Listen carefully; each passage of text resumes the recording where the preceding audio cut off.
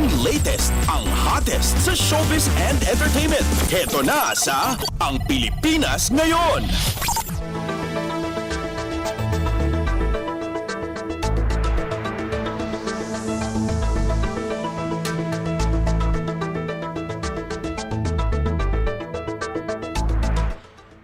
Hello! Magandang araw sa ating mga chismoso at chismosang nag-aabang ng mga trending na balita sa mundo ng showbiz. Ito na ang ratsyada ng mga chika. Tila blooming pa rin kahit nanganak na kamakailan ang partner ni Derek Ramsey na si Ellen Adarna sa kanilang unang sanggol. Sa Instagram post kasi ni Derek, ibinahagi nito ang bonding ng buong pamilya matapos ang panganganak ni Ellen. Bukod kasi sa bago nilang supling ay napansin rin ang tila blooming pa rin itsura ni Ellen kahit na iniluwal niya ang kanyang unika iha. Samantala, sinagot ng celebrity socialite ang tanong ng isang netizen sa kung bakit hindi niya ipinaalam sa publiko ang tungkol sa kanyang pagbubuntis. Matatandaan kasi noong Oktubre 23 nang inanunsyo ni Derek na nanganak na si Ellen at itinaon niya ang anunsyo habang nakatutok ang lahat sa pananalasan ng bagyong Christine. Saad ng netizen, quote-unquote, I didn't know na buntis pala si Ellen, now nanganak na. And nag-react siya ng wow. At karamihan na sa mga comments sa post na iyon ay nagulat sa balitang iyon. Dito ay agad na nagkomento ang partner ni Derek at nilinaw ang totoong dahilan kung bakit inilihim nila at hindi ipinangalandakan ang pagdadalang tao ni Ellen. Anya, quote-unquote, hindi ko gusto ang surprise. Alam naman ng friends and families and di ko naman tinatago when I go out. Crop top ako kahit malaki tiyan. I just didn't announce because I don't need to. I want a quiet and peaceful pregnancy. At panghuli niyang sinabi, last thing I need are opinions from people I don't know and unsolicited advice. Ang latest, ang hottest sa showbiz and entertainment. Heto na sa Ang Pilipinas Ngayon.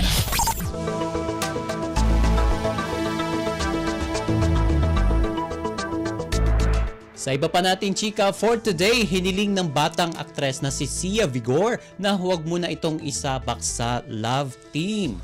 Ayon sa 15 taong gulang na si Sia, gusto niya munang maipakita sa publiko ang iba pa niyang talento bilang artist. Kabilang na riyan ang pagiging singer at isang recording artist. Sabi niya, quote-unquote, right now gusto ko itry nga partner by partner. Hindi muna love team at the moment. I really want to showcase myself as a solo artist. But I am open to having partners. At alam ni Sia na hindi akma sa kanyang edad ngayon ang magkaroon ng mga pambata na projects. Anya, quote-unquote, I am really looking forward what is there and I hope I can showcase myself as an individual artist with challenging roles to see abilities kaya ko pa po gawin. At naikwento rin ni Sia na mas pinili nito ang showbiz career sa Pilipinas kaysa mag-aral sa England sa United Kingdom. Paliwanag niya, I know I can choose school first pero baka mahirapan akong bumalik kapag nawala ang momentum. Sabi niya, kung matatandaan kasi ay 3 years old pa lamang nang unang lumabas sa TV bilang contestant ng isang show na Your Face Sounds Familiar Kids itong si Sia. At ayon sa kanya, ayaw niyang masayang ang hard work na kanyang pinaghirapan. Ang latest, ang hottest sa showbiz and entertainment. Heto na sa Ang Pilipinas Ngayon.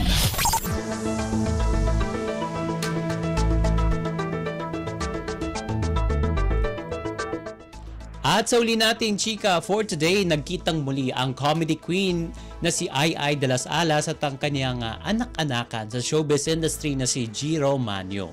nangyari ang muling pagkikita ng dalawa sa latest episode ng My Mother, My Story ng Asia's King of Talk, Boy Abunda. At aminado si Jiro na na-touch ito dahil ngayon lang ulit silang nakita ni Ai matapos ang mahabang panahon. Anya, quote and quote, sa kabila po ng mga tulong na ibinigay sa akin, mga pag-alala, yung mga hindi ko makakalimutang pinagsamahan natin noon.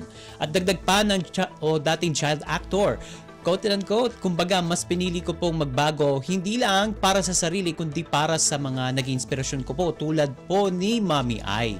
Pero bago pa man ito, nauna nang naghayag ng interes si Ai na makasama ulit si Jiro kung bubuo ulit siya ng bagong pelikula.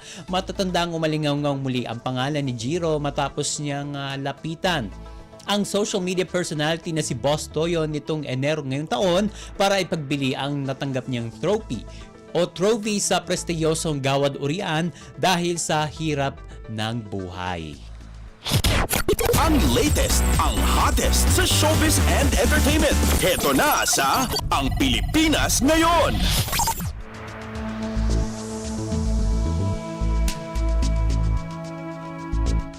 And OMG, wala na tayong sapat na oras para sa ating balitang artista. Maraming salamat mga kachismis sa pakikinig sa aking mga chika. For today, ako po si Mama JT para sa Radyo Pilipinas World Service.